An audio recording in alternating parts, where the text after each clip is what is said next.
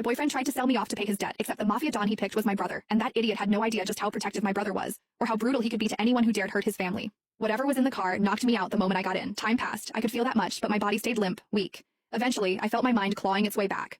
Not fully, but enough to hear. Miles was on the phone. First call, he was yelling at someone for pushing him to repay a debt. Then the second call, it was a call to his mother, telling her he wouldn't be making it to Christmas dinner. The third call was different. Miles's tone dropped, soft and submissive. Sir, I know it was generous of you to let me leave and try to gather the money I owe the casino, but I still couldn't come up with everything. So, like you said, I brought my girlfriend tonight. Maybe we can try that thing you mentioned, handing her over to your Don. He hesitated. I'm willing to do whatever it takes to clear my debt. A pause.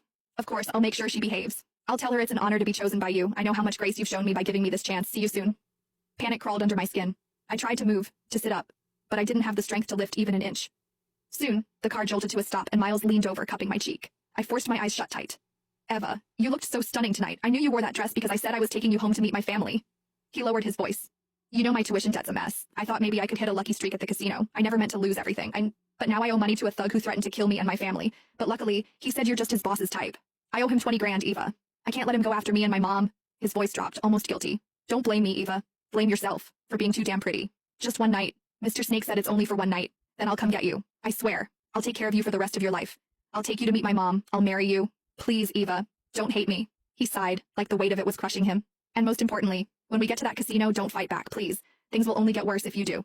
I managed to twitch my fingers. They brushed against the hem of the dress I was wearing tonight. Miles was right. I'd put it on just because he finally invited me to spend Christmas with his family. I remembered how I smiled, how hopeful I was, how foolish to think we were actually moving forward. Turns out he was just selling me off. 20,000, that's all I was worth. Miles could have asked me for help and I would have given it, but instead his pride decided betrayal was easier. My thoughts spun, scrambling for a plan. I remembered the bracelet on my wrist, the one with a hidden alarm. One press, and it would send an SOS to my brother, along with my location. The problem? I was still too weak to move. So I decided to wait for now, gathering what little strength I had left. Whoever this boss Miles was trying to hand me off to, if I had the chance to mention my brother, they wouldn't dare touch me. And if that didn't work, I still had the bracelet. A few minutes later, the door opened beside me. Rough hands pulled me out of the car. I brought her, just like you asked, Miles said, his voice trembling with fake pride.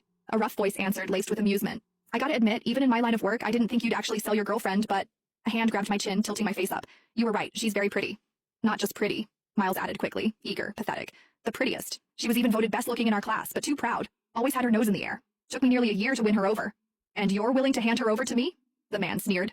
I cared about her, Miles said with a sickening laugh, joining Snake's.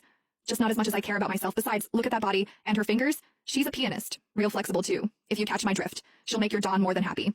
The men around us laughed, crude and revolting. If our Don is pleased, your debt's cleared.